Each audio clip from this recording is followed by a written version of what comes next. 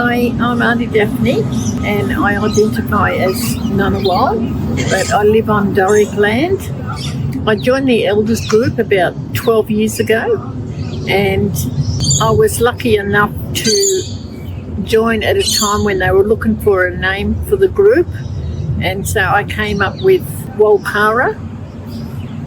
Wolkara is a place at Doonside that was a post office in Doonside that was called Wolkara just for a little while, and then it changed back to Doonside Post Office. My mum, she was Aboriginal, but she wasn't allowed to say she was Aboriginal, so I really didn't know about my Aboriginality until I was about 40 years old.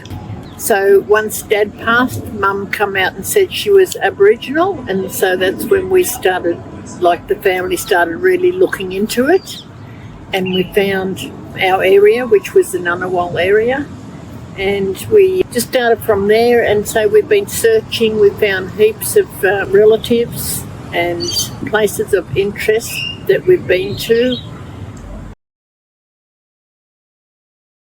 By passing on our stories to our younger generation, like my children, my grandchildren, and hopefully they can continue the knowledge.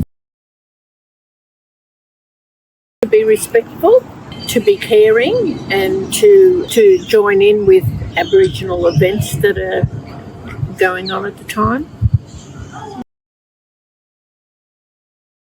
Just to be connected to the others, and we can do that through craft or art. You can tell stories with your artwork and craft. I'm always on the lookout for different things that are sort of traditionally made, and then I'll bring it to the group and I'll say to them, what do you think about this? And most of the time they go, yeah, that's really good, and so we'll do that work. We've done work with sticks and just traditional materials. If you do painting and you do your dot painting, you can tell us a story about different areas or different things that have happened in your life, and that's a way of keeping your knowledge as well. And a bit of art you can pass on to somebody else. You tell the story about what it is, and and the other craft we do, sometimes we're able to sell it to make a little bit of money for the group.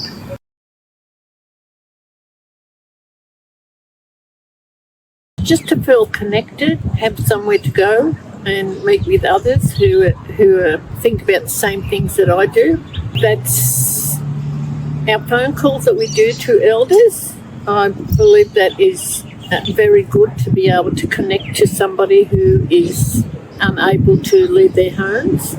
Sometimes a lot of these people are depressed and they don't really want to talk, so I prompt them a bit. I ask them, have they got any pets or family and stuff like that, and in the end they start talking. One day I had a lady and she said, I don't want to talk, I've got nothing to say.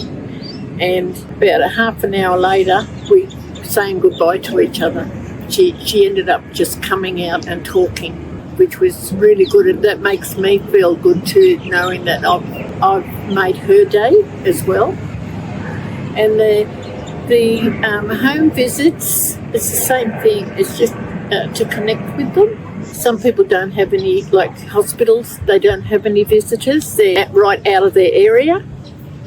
The school visits are good. They most of the time the children are really respectful of us being there, and they'll listen and learn what we have to say. Yeah, and it's a way of passing on our knowledge as well to the younger ones.